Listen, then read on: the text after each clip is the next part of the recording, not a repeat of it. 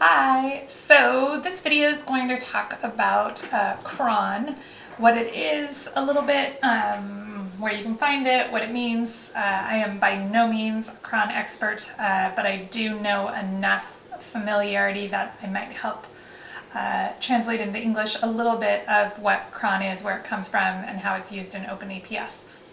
So basically, let's talk about Cron conceptually. The Cron is created, I think Cron means something longer. For me, I think of it as chronology or Cron in the sense of timing.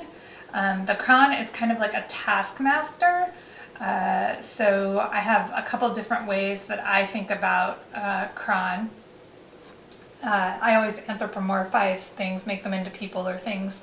I think of Cron a little bit like a nanny that watches over kids, and she's given a task list for the day of what times to do things, like take the kids to school at a certain time, give the dog a walk at a certain time, homework at a certain time. So if you had a nanny and you had a list of things that she had to do during the day, that's kind of like the Cron for your household. She's going around and making sure certain things are done at certain times.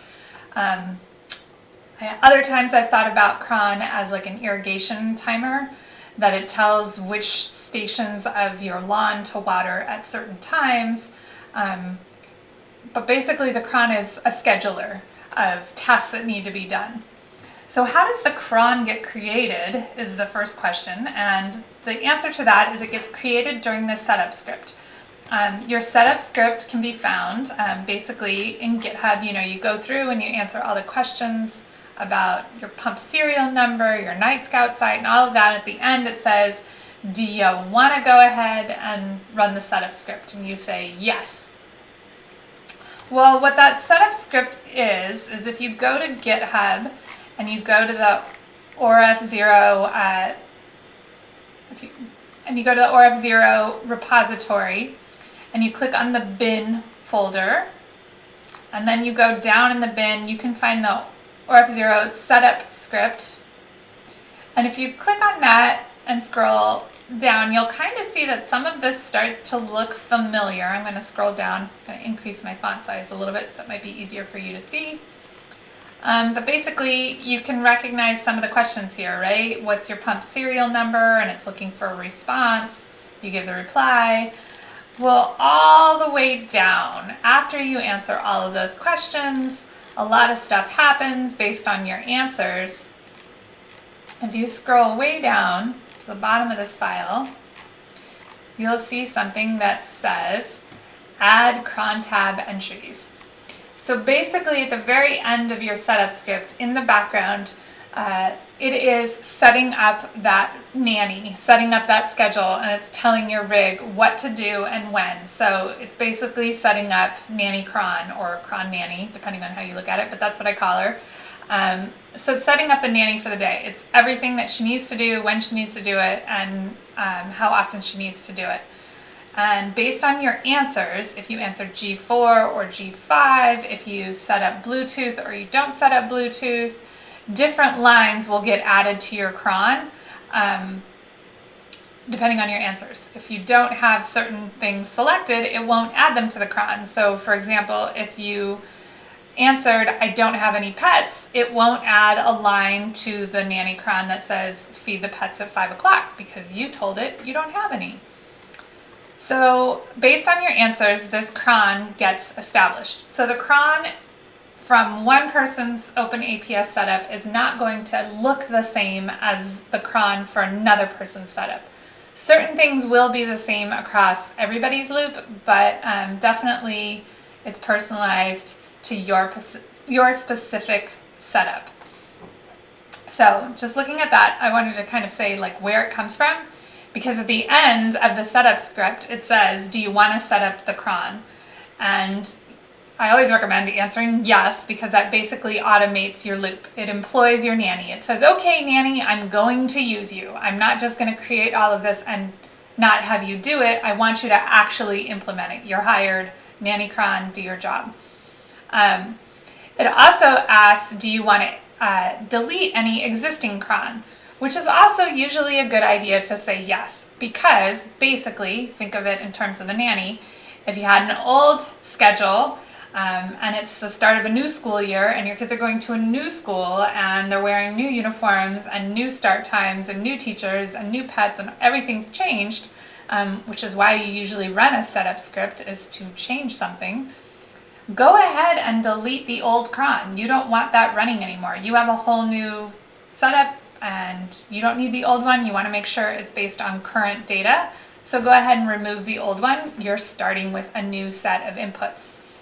So that's how the cron gets made. Your cron tab gets made using that. So now let's take a look at what a cron tab is and what it does real briefly. Again, I'm not an expert, but just to kind of help out, I'm going to shut one of these windows out. So here's a currently logged in rig. I'm going to expand this screen so that we can see a little bit more.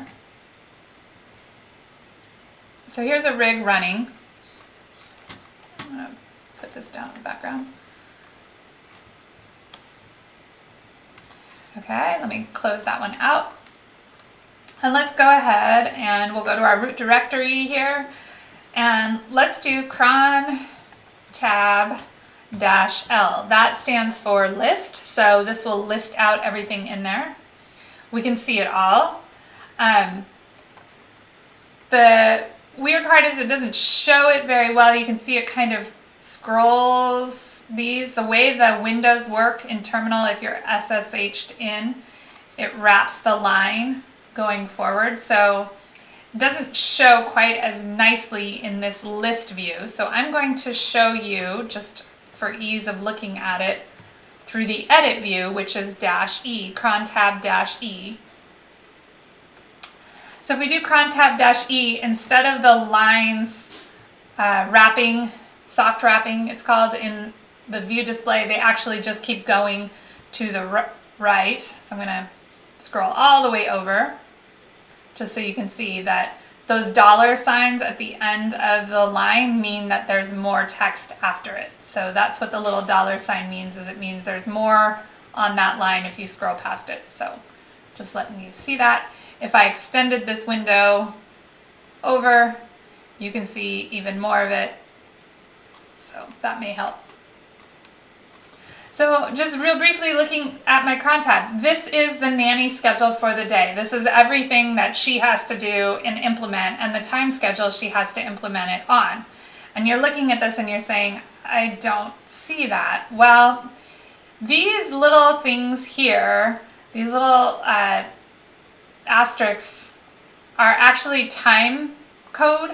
And again, I'm no expert on cron, but basically if there are 5 asterisks separated by spaces like this, that means do it every minute. And you can change the times. One of those stands for days, hours, minutes, seconds, or something like that. You can Google it. If you Google cron timing and configuration, you can learn about how to make these scheduled differently. But say for example, battery status, you can put a -15 and that makes it not go as often.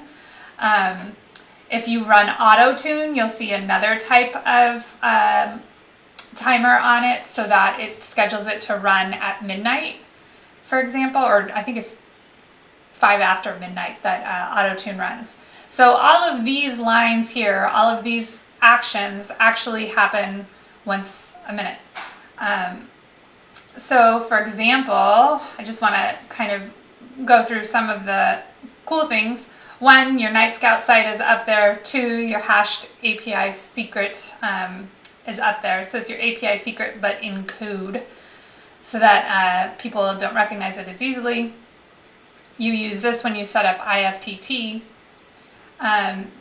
One of the important parts about understanding cron is your Bluetooth MAC is part of the cron. So if you want your rig to transfer over to a phone hotspot when you leave a Wi-Fi network, a known Wi-Fi network, you do want that MAC address of the phone set up in the cron. So basically when it leaves the known network, it goes and it looks for that particular Bluetooth MAC address and goes to find it through this ORF0 online script, if you will. That's how it's going to do it. These things here are really lots of stuff that Scott and Dina and other people could explain to you a lot more thoroughly, but I'm going to explain just a little bit of it. This git reset, remember how you might have read about the git lock error and how you remove that directory and it will get recreated? Once a minute, ORF goes through, your loop goes through, and it resets this Git repository, which basically tracks changes within your loop. It's a way of tracking things. If it becomes corrupted, your loop will stop if it locks up and it can't reset itself. So if you clear out the locked file, this reset will run and it will recreate the directory and everything runs again. So that's already in your loop. I have a G4 setup, so I have things like a CGM loop is in there. You may or may not have those things. There is something in there that automatically detects if you have the error that says SpyDev already in use. If that error comes up, most frequently I've seen it when switching from Wi-Fi to Bluetooth or back and forth a lot. Sometimes just the radio gets busy and it gets hung up on itself and that error message comes up. That reboot, reset Spy Serial, that will actually reboot if that error message sticks around long enough. You may have even seen it in your terminal window when you're logged in. You may have seen something that says rebooting to fix radio errors. That comes because of this setup here, radio reboot. So Bluetooth, all those kinds of things, battery entry. So basically, that's your cron. It's a scheduler, just so you know what it is and why it's there. The cron runs all the time. If you ever want to, I'm going to close this one out without changing anything. If you ever want to do some of those things manually, so you know this is being automated by the cron. So I'm going to go back to the nanny example. The nanny's going to go through and do the things that you told her to do for the day. She's going to go through and feed the pets and get the kids to school and drop things off and pick things up. If you decided you actually wanted to do that, hold on, there is a noise coming from somewhere. Let me check it out. If you wanted to do that yourself, hold on, somebody's low. Let me turn her off.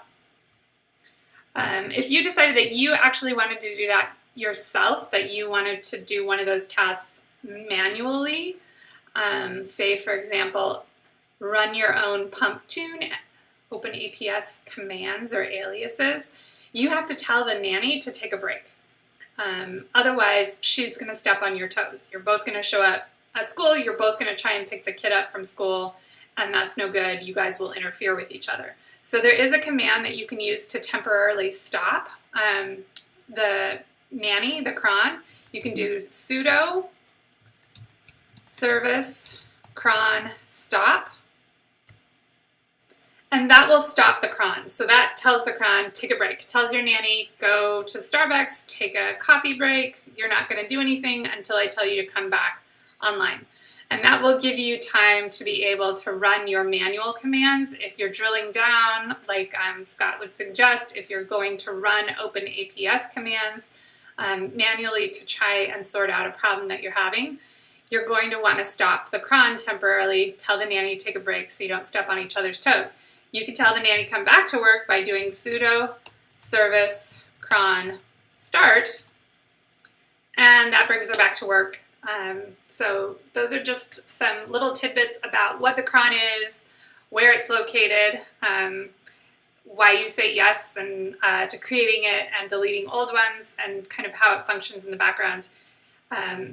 Some people have tried to save battery life, for example, by altering their cron, editing it so that it's not always running every minute for all of those. Maybe they run some of those only once every 2 or 3 minutes.